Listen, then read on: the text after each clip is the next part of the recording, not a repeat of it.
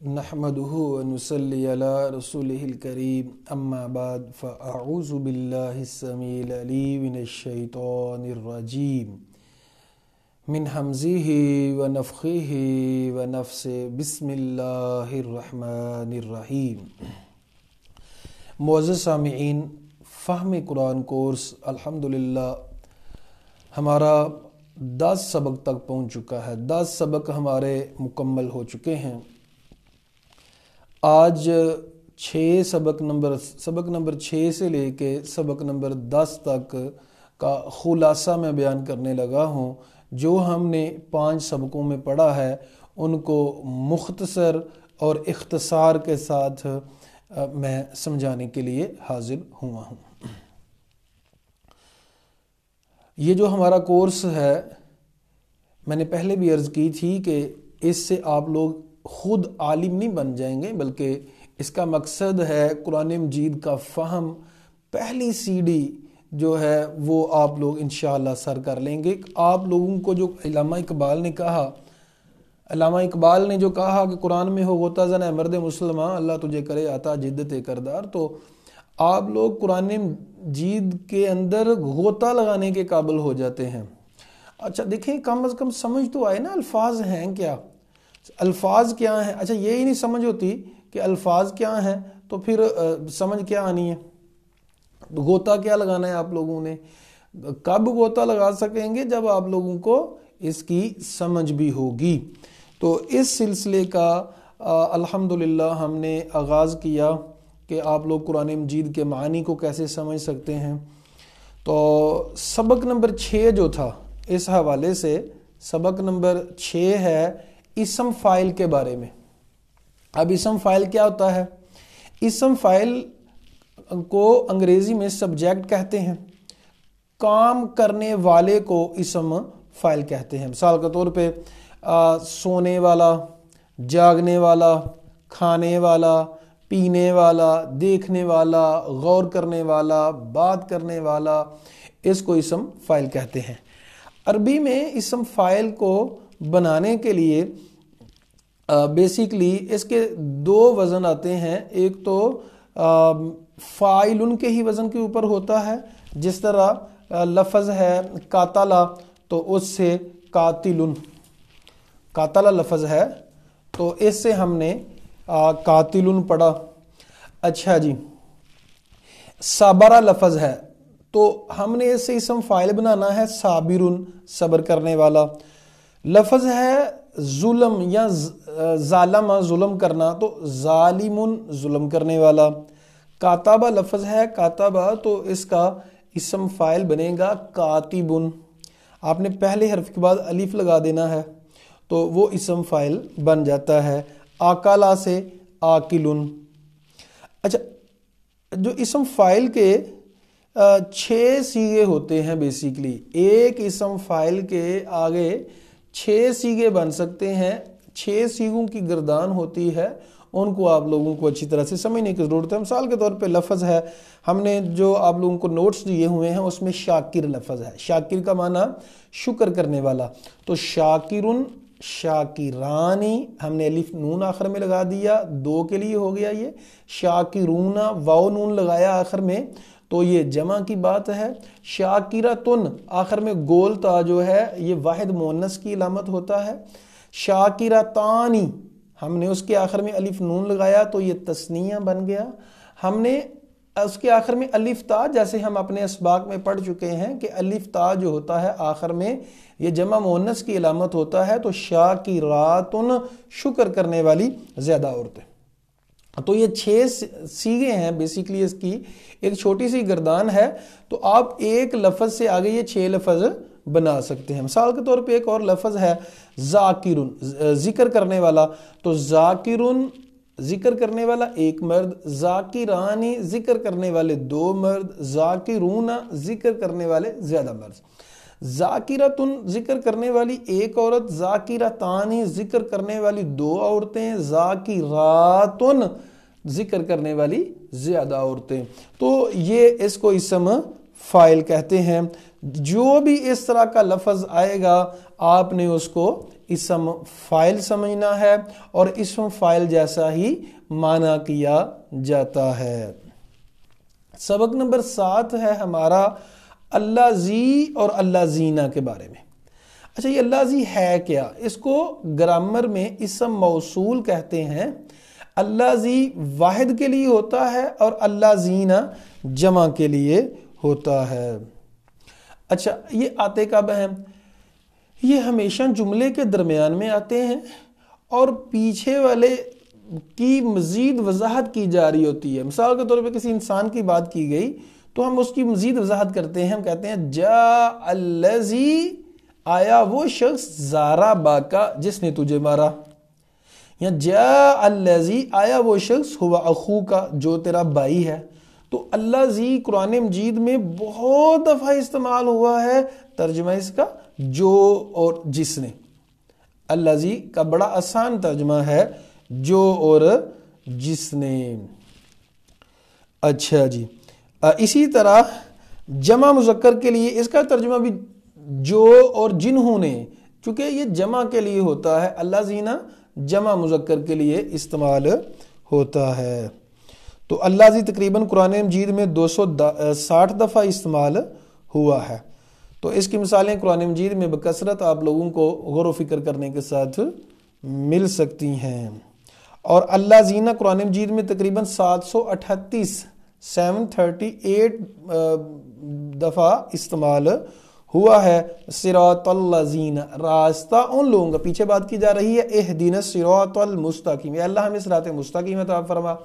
صراط الذین، ان لوگوں کا راستہ، الذین، ان لوگوں کا، انعمت علیہم، جن پر تو نے انعام کیا۔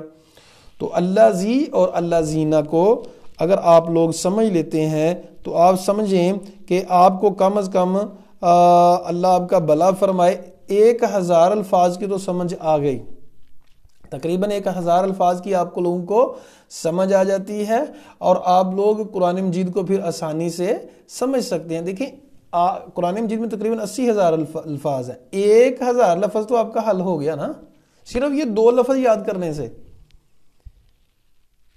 تو اللہ تعالیٰ ہمارے لیے قرآن کو سمجھنا آسان بنا دے، تدبر کر۔ دیکھیں ہم اگر وقت نکالیں گے تو پھر سمجھ آئے گی، اگر وقت ہی نہیں نکال سکتے آپ لوگ تو پھر یقیناً سمجھ نہیں آئے گی۔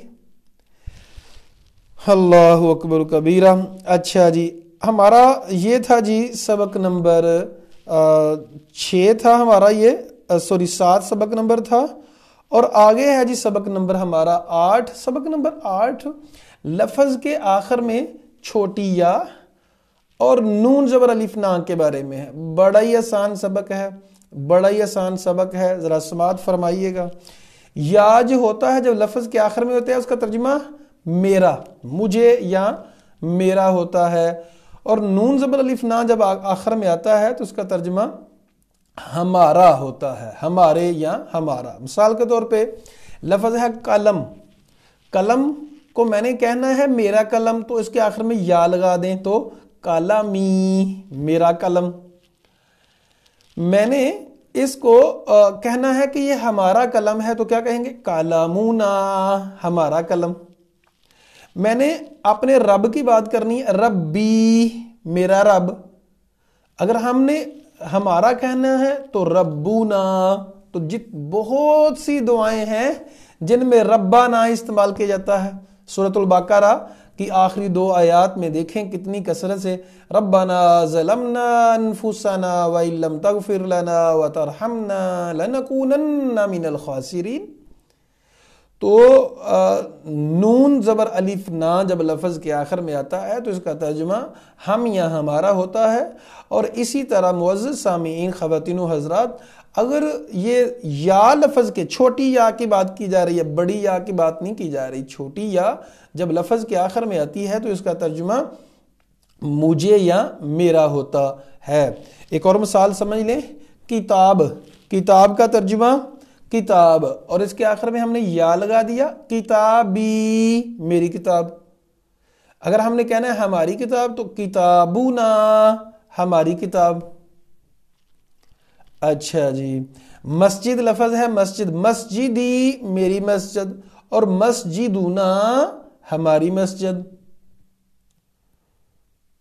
تو اس میں میں نے بتایا تھا وطر کی دعا جو تھی، وطر کی دعا، اس سے بھی آپ لوگ اس کو سمجھ سکتے ہیں کہ اللہم اہدنی، اگر اکیلے کے لیے پڑھنی ہے تو اللہم اہدنی فی من ہدیت، اے اللہ ہدایت دے مجھے ان لوگوں میں جن کو تو نے ہدایت دی، ہیں جی، وعافنی فی من عافیت، اور عافیت دے جن کو تو نے عافیت دی ہے۔ لیکن اگر ہم نے جمع کے لیے کہنا ہے تو اللہم اہدینا، نون زبر الف، صرف نون نہیں، نون زبر الف نا، تو اللہم اہدینا فی من ہدیت وعافینا فی من عافیت، تو یہ بھی ایک مثال ہے، اور بھی مثالیں ہم نے ساتھ ساتھ دی ہیں۔ اللہ تعالیٰ آپ سب کے اوپر کرم فرمائے، خوش رکھے، باد رکھے۔ دیکھیں اصل میں توجہ کریں گے تو آسان ہوگا، قرآن مجید میں یہ بڑی دفعہ استعمال ہوا ہے۔ اللہ تعالیٰ فرماتے ہیں لقد انزلنا، ہم نے نازل کیا ہے، فانجینا، ہم نے نجات دی ہے، صدقنا، ہم نے سچ کہا، جعلنا، ہم نے بنایا۔ تو ہمیں آسانی کے ساتھ ان الفاظ کی سمجھ آ سکتی ہے، کب؟ جب ہم غور و فکر کریں گے۔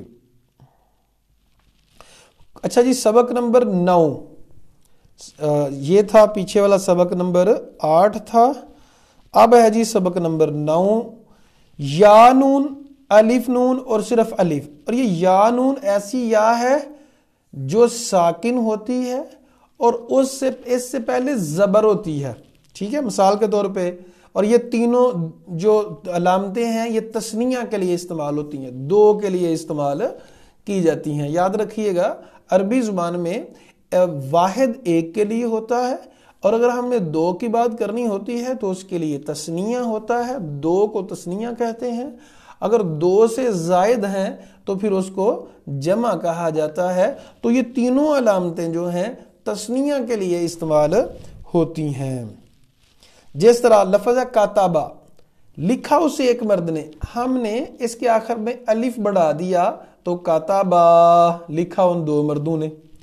کاتبت، لکھا اسے ایک عورت نے، ہم نے اس کے آخر میں الف بڑھا دیا، کاتبتا، لکھا ان دو عورتوں نے۔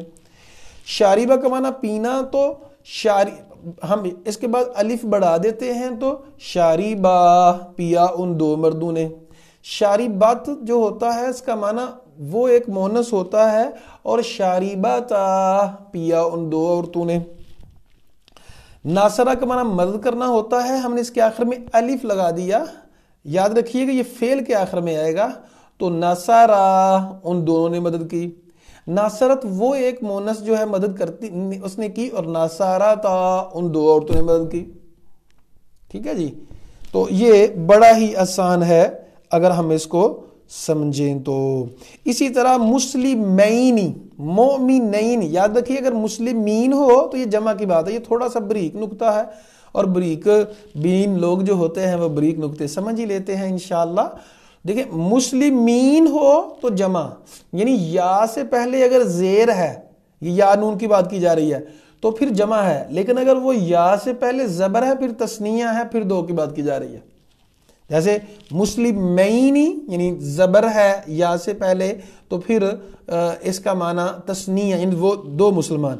مومنینی، دو مومن، لیکن اگر ہم کہیں مسلمین تو پھر یہ جمع کی بات ہے، مومنین کہیں تو پھر یہ جمع کی بات ہے۔ اچھا جی، اب ہے فہم قرآن، ہمارے کورس کا سبق نمبر 10۔ سبق نمبر 10 بہت آسان ہے، اس کو سمجھنے کی ضرورت ہے۔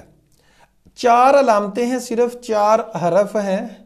یہ ہم بات کر رہے ہیں جب لفظ کے شروع میں ہوں، تو پھر ان کا معنی کیا ہوگا اچھی طرح سے سمجھیے گا۔ الف زبر آ، اس کا معنی میں، تا کا ترجمہ تم، یا کا ترجمہ وہ، نون کا ترجمہ ہم۔ اچھا جی، اب مثال سے سمجھیے گا۔ کاتبہ کا معنی ہوتا ہے لکھنا، اس کے شروع میں ہم نے آ لگا دی، اکتبو، میں لکھتا ہوں۔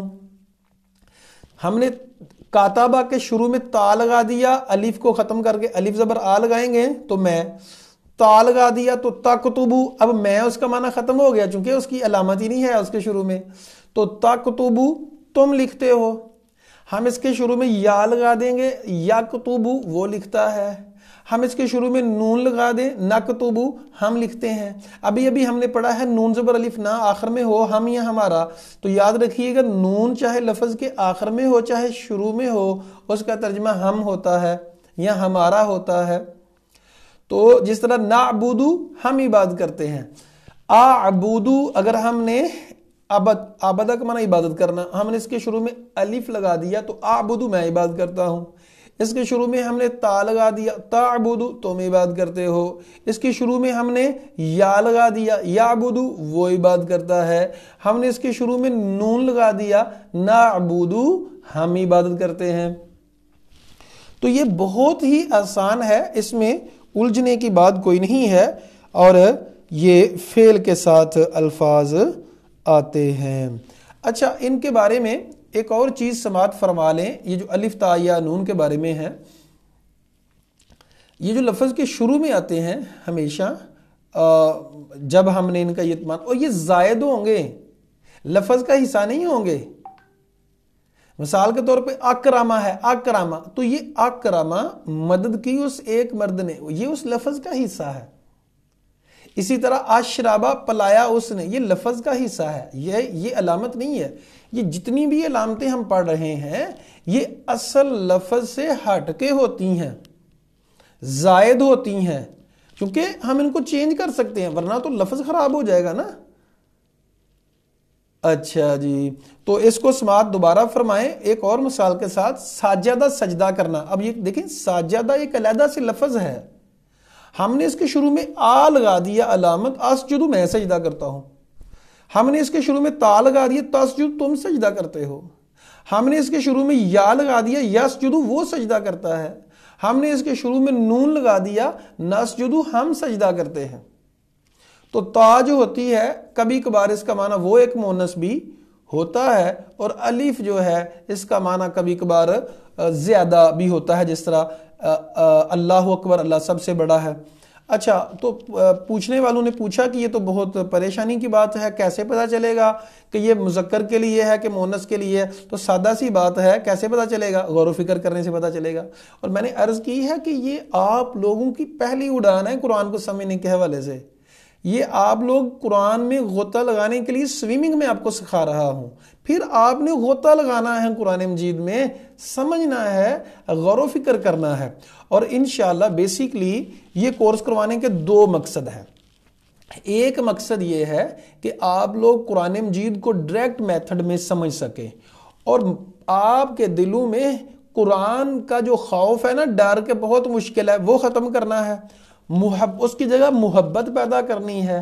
اور پھر جو ہم 1 سال کا کورس کرواتے ہیں آن لائن، وہ آپ کر سکیں. وہ اچھے لوگ ڈھونڈنا، اچھے لوگوں کو تلاش کرنا 1 سال کے لیے. ابھی ہمارا ایک کورس الحمدللہ چل رہا ہے، سال میں 2 دفعہ ہمارا یہ کورس شروع ہوتا ہے. 1 سال والا جنوری کو اور اگست کو انشاءاللہ، 1 اگست اور 1 جنوری کو. 1 جنوری کو ابھی ہمارا یہ سٹارٹ ہونا ہے کورس، تو جس میں 1 سال میں پورے قرآن مجید میں سے گزارا جائے گا اور سمجھایا جائے گا، اور رٹا نہیں لگوایا جائے گا. ان اصولوں کی مدد سے قرآن مجید کو ازبر کروایا جائے گا، یاد کروایا جائے گا. مختصر تفسیر اور تلفظ کے حوالے سے بھی اس کے اوپر ہم لیکچر دیتے ہیں، لیکن اصل مقصد ہمارا قرآن مجید کو ترجمہ اور تفسیر سکھلانا ہوتا ہے صرف 1 سال میں. تو جب وہ آپ لوگ ایک کورس کریں گے تو اچھی طرح سے سمجھ آ جائے گی. اب دوسری بات، کسی نے مثال کے طور پہ وہ کورس نہیں کرنا تو اس کو کیسے سمجھ آئے گی؟ وہ سیاق و سباق کو دیکھ لے گا، آگے بات کیا ہو رہی ہے، پیچھے بات کیا ہو رہی ہے، اس کو آسانی سے سمجھ آ جائے گی کہ یہاں وہ ایک عورت ترجمہ کرنا ہے کہ تم ترجمہ کرنا ہے. تو یہ جو ہیں یہ ٹرکس ہیں، یاد رکھیے گا، یہ اصول ہیں. اور کوئی بھی اصول 100% نہیں ہوتا. کوئی بھی اصول چاہے وہ جتنا مرضی پکا اصول ہے وہ 100% نہیں ہوتا، اس میں استثناء ضرور ہوتا ہے. تو یہ اصول سکھائے جاتے ہیں تاکہ آپ لوگ جو ہیں وہ کچھ نہ کچھ کرنے کے قابل ہو جائیں. الحمدللہ ابھی ہمارے 10 سبق ہوئے ہیں. جو 10 سبق ہمارے رہتے ہیں یہ انشاءاللہ مکمل کریں گے تو جو انصاف پسند لوگ ہیں وہ لازمی، اور جنہوں نے تھوڑی سی محنت کی ہوگی وہ لازمی کہیں گے کہ الحمدللہ ہمیں قرآن مجید کے آدھے الفاظ کی سمجھ آ چکی ہے. اچھا جی، ابھی میں آپ لوگوں کو تھوڑی سی ذرا وضاحت کرنا چاہتا ہوں. ذرا آپ لوگ تھوڑی سی بات کو ذرا آپ لوگوں نے سمجھنا ہے. اچھا جی، اب میں قرآن مجید کے سے آپ لوگوں کو پریکٹس کروانے لگا ہوں. قرآن مجید سے، یہ میں نے قرآن مجید کھولا، ہم نے اللہ آپ کا بھلا فرمائے سورۃ الاعراف کھول لی. کوئی بھی سورت آپ میں سے کوئی بھی کہہ سکتے ہیں. ہم آپ لوگ جو دیکھ رہے ہیں، جو سن رہے ہیں، ذرا سورہ نکال لیں.